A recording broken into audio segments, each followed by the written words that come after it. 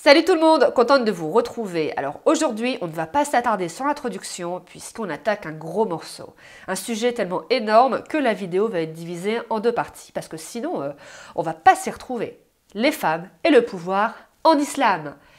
Terrain glissant, hein. Dès qu'il s'agit de la religion, de toute façon, c'est toujours glissant, mais il faut en parler parce que c'est pas un sujet qui est souvent abordé. Et quand on en entend parler, c'est souvent pour entendre des fake, disgusting news. Et c'est bien dommage parce que franchement, il est grand temps de démonter certains clichés qui aujourd'hui ont encore la vie dure et surtout peut-être essayer de comprendre quand ça a déraillé. Comment l'islam, qui à la base était quand même une religion égalitaire entre les hommes et les femmes, est aujourd'hui devenu synonyme d'oppression dans certains pays. Parce que oui, paradoxalement, il était bien plus plaisant d'être une femme dans l'Arabie du 8e ou du 9e siècle que dans l'Arabie Saoudite de 2020. C'est bien qu'à un moment, quelque chose est parti en vrille, qu'il y a eu une fracture, un accident de parcours. Et à défaut de trouver une vérité absolue, essayez peut-être de trouver des pistes. Et j'espère que ça va vous plaire. Et c'est parti!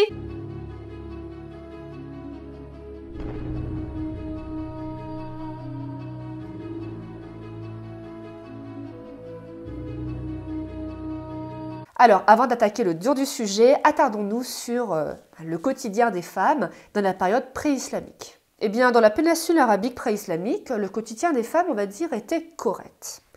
Alors, le mariage pouvait être matrilinéaire, c'est-à-dire que la filiation se faisait via les femmes. Et après leur mariage, les femmes pouvaient rester dans leur tribu et leurs enfants appartenaient à la tribu de leur mère.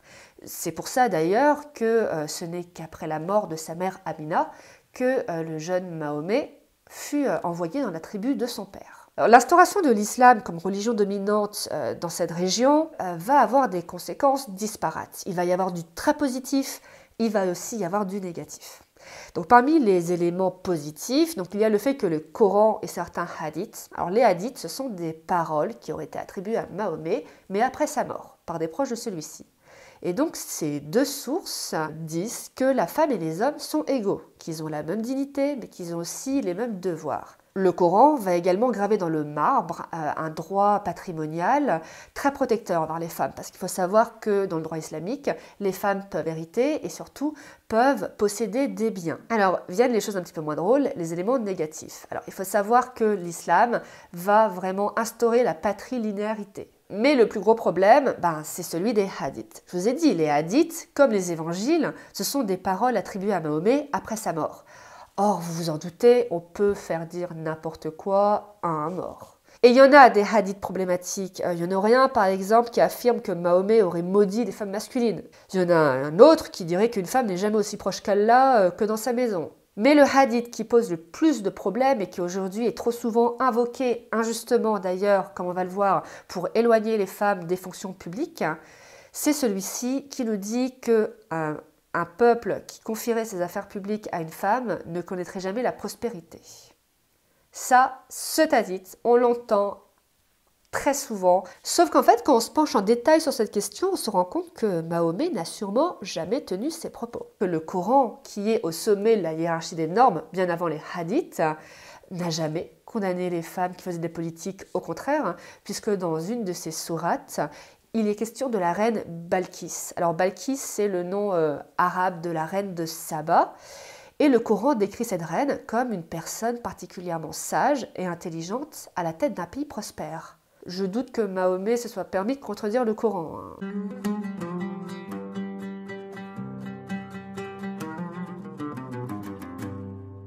D'ailleurs, ce hadith a été régulièrement contesté par plusieurs lettrés, et notamment par Ibn Kathir, qui était un des théologiens islamiques les plus célèbres du XIVe siècle.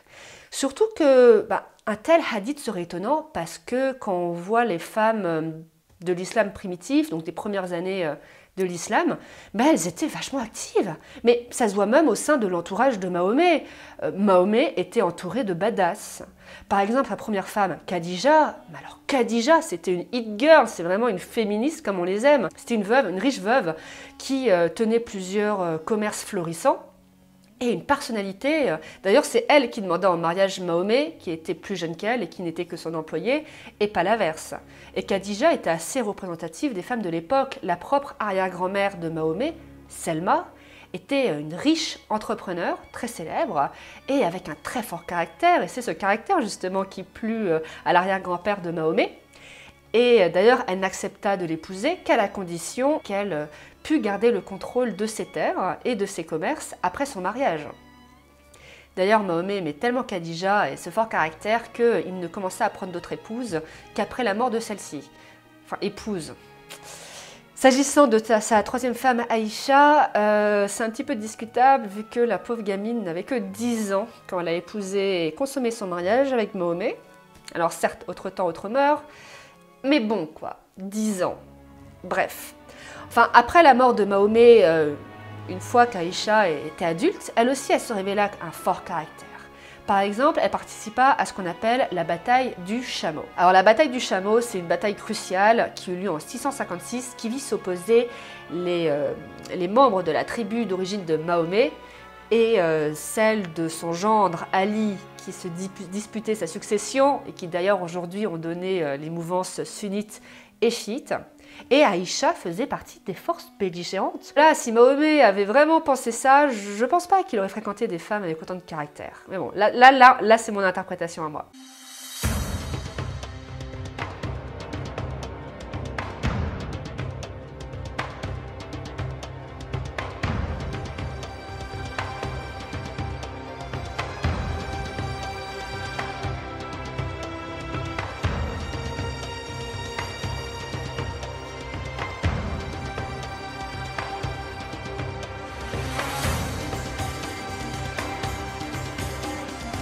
En fait, c'est au 8e siècle que la condition féminine peut commencer à se dégrader, mais encore pas partout. Ça a surtout lieu au sein des territoires soumis aux Abbassides. Mais on voit que dans les autres territoires, ceux sous domination fatimide ou turque, les femmes assument régulièrement des pouvoirs politiques. Alors, ce serait trop long de faire une liste exhaustive de toutes les grandes reines musulmanes du Moyen-Âge. Mais s'il fallait retenir quelques noms...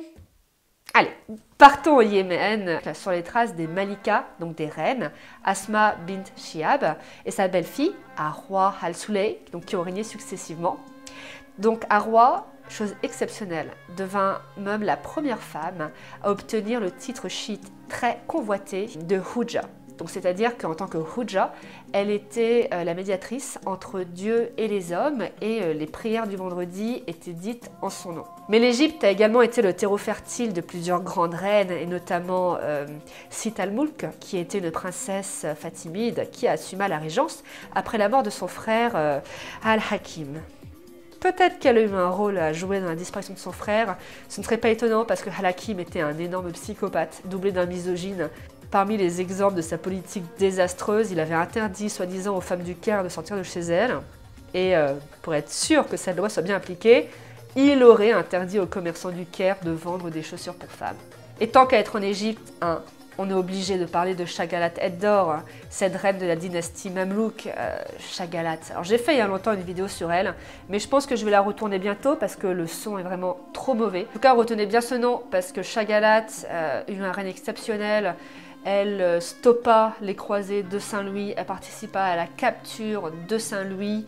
Elle fit vraiment la pluie et le beau temps en Égypte. Bon, et pour clore cette liste non exhaustive, je le rappelle, allons en Inde, toujours chez des Mamelouks, en 1236 au sultanat de Delhi, qui est alors dirigé par Radia al-Din, donc qui sera l'unique sultane de Delhi.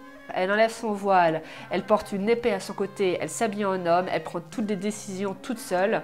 Vraiment une femme remarquable. Franchement, renseignez-vous également sur Radia al-Din. Mais les femmes au Moyen-Âge ne vont pas juste occuper des fonctions politiques, elles vont aussi avoir des fonctions intellectuelles. Bah oui, souvenez-vous, dans l'islam, l'homme et la femme sont égaux. Ils ont les mêmes devoirs. Or, c'est un devoir pour tout musulman de se cultiver et de rechercher la vérité. Et voilà pourquoi, dans bon nombre de riches familles, les femmes reçoivent, les petites filles reçoivent une éducation similaire à celle des petits garçons. Et donc du coup, ça a donné naissance à des lettrés.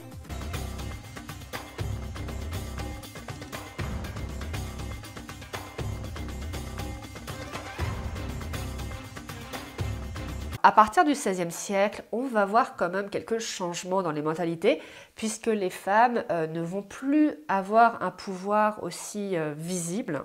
Elles vont garder un pouvoir politique, mais ce pouvoir sera caché. Elles seront moins sur le devant de la scène. Alors certes, comme je vous disais dans l'intro, il y a des contre-exemples. Par exemple, au XVIe siècle, on a la femme corsaire Saïda al-Houra, qui est également la souveraine de la ville de Tétouan, au Maroc, et qui, elle, régnait comme un homme. Mais ce ne sera plus aussi fréquent. En effet, on va assister à la montée en puissance du système du harem. Et le centre de pouvoir va graviter au palais de Topkapi, donc à Istanbul, siège du pouvoir ottoman. Mais vous allez voir, les femmes n'ont pas dit leur dernier mot. D'ailleurs, on va même qualifier de sultanat des femmes la période qui va de la fin du XVIe à la fin du XVIIe siècle, tellement les mères et épouses de sultans auront de l'influence. Surtout les mères d'ailleurs.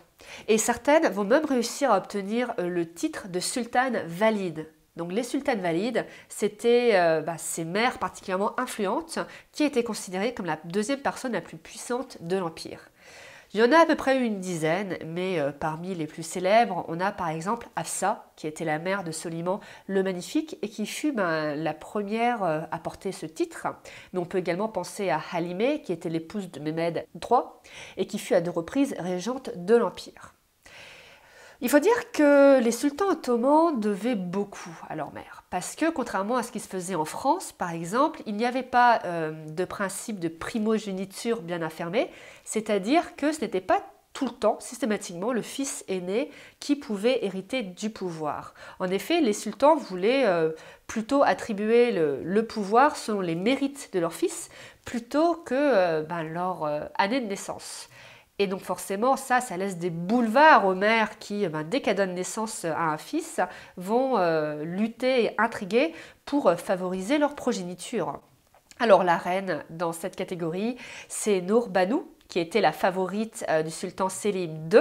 Donc à la mort de Sélim, elle cacha le corps de son époux et envoya une lettre à son fils Mourad II, lui intimant l'ordre de revenir le plus rapidement possible à Istanbul afin de clamer la couronne et prendre tout le monde par surprise, vu que les gens ne savaient pas en fait que le sultan était mort. Mais celle qui fut particulièrement forte à ce petit jeu, c'est Roxolane, aussi appelée Hórem.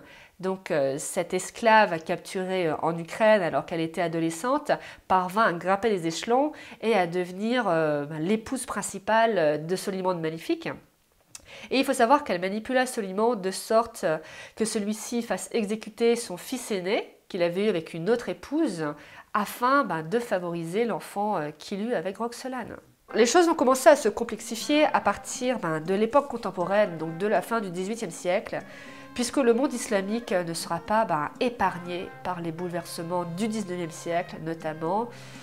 Et on voit commencer à apparaître les prémices des maux qui nous frappent aujourd'hui. Et vous allez voir que si certaines femmes parviennent à tirer leur épingle du jeu, globalement, toutes ne vont pas bénéficier de ces changements, bien au contraire.